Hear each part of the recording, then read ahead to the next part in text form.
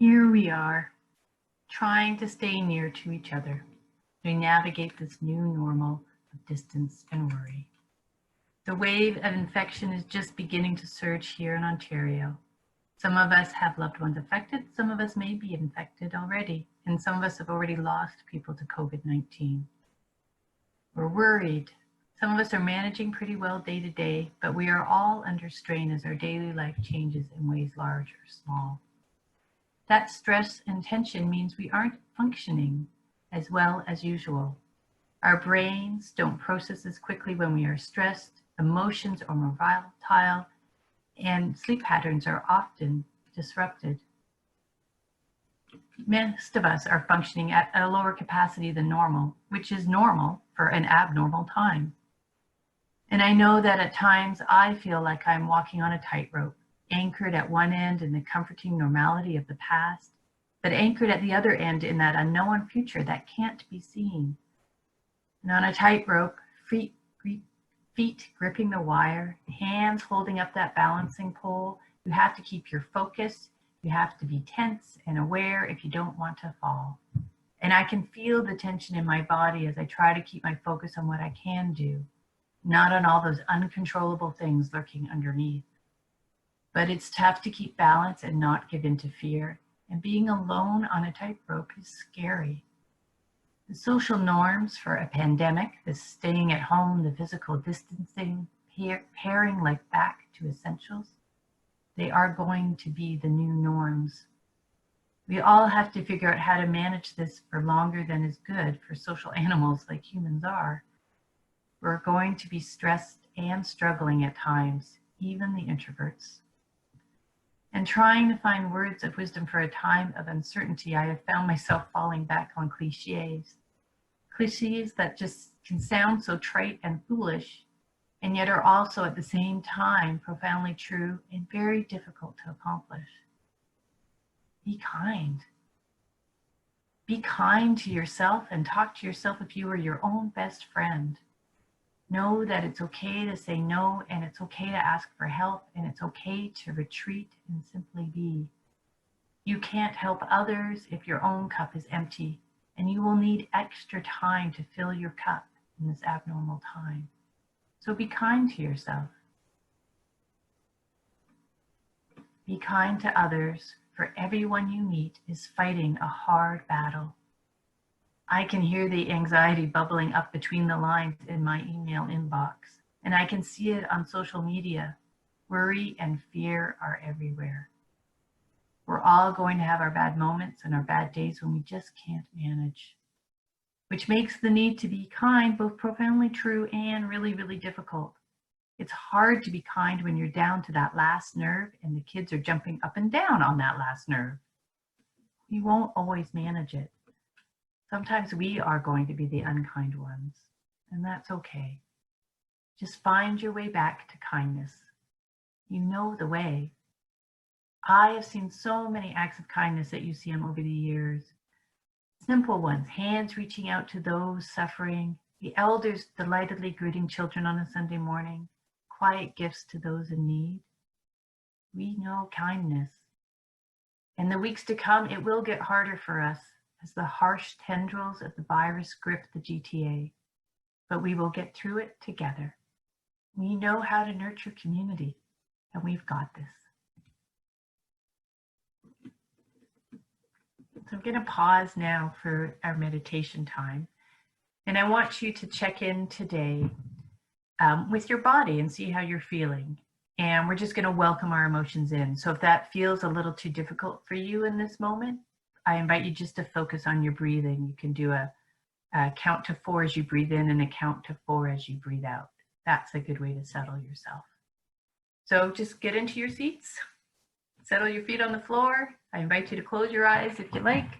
And I'm going to ask you to place your hand on your heart and just breathe. How do you feel?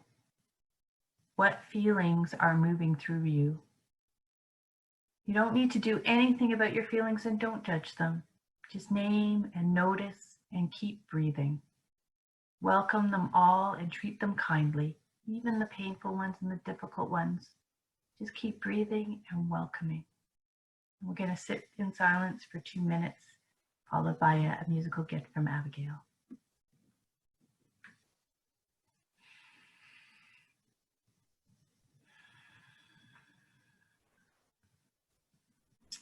When I was growing up, Doctor Who was a source of wisdom for me. So when Doctor Who popped up in my Twitter feed recently this week, it's lovely to be at home and I get to use my props.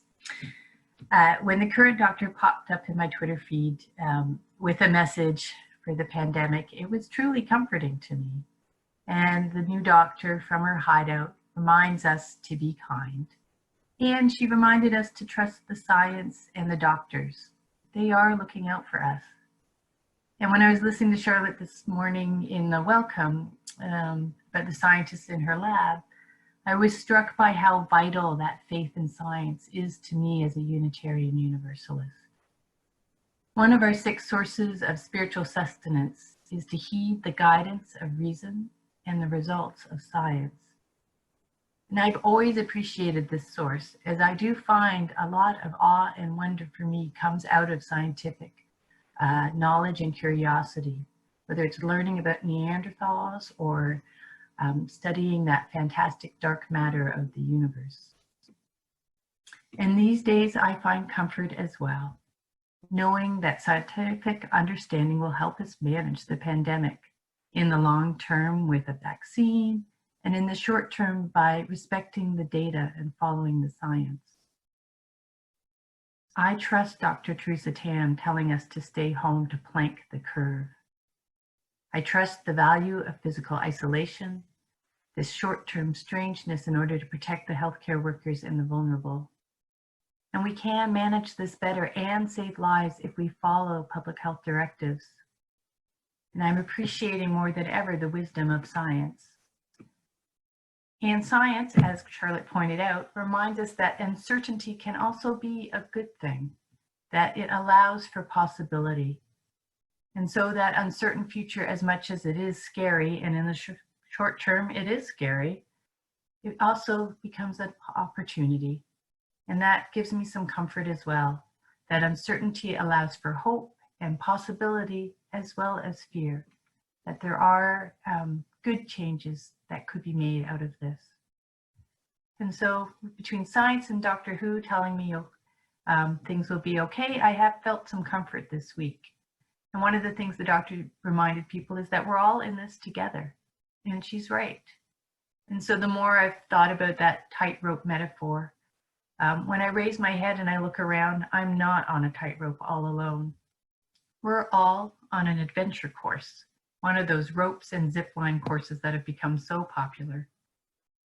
Those zip lines where we sail with ease are amazing, but much of these courses is actually walking very gingerly on shaky logs or struggling to climb an ever-shifting net.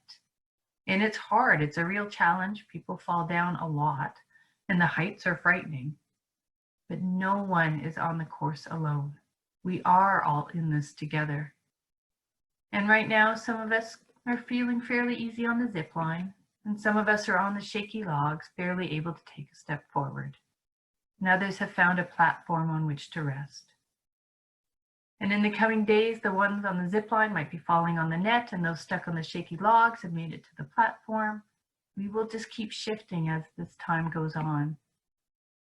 And we didn't sign up for the adventure course, and we may be scared of heights, but here we all are. And if you fall, you can get back up. And there are others to help you and to encourage you. Just reach out, look around. We are in this together. And so I feel like the only wisdom I can really offer in these uncertain times is the cliche. Trite and true, easy to say and hard to do, but vital for our spirits. Be kind. Be kind to yourself. Be kind to others. Help one another. We will get through this together. So say we all.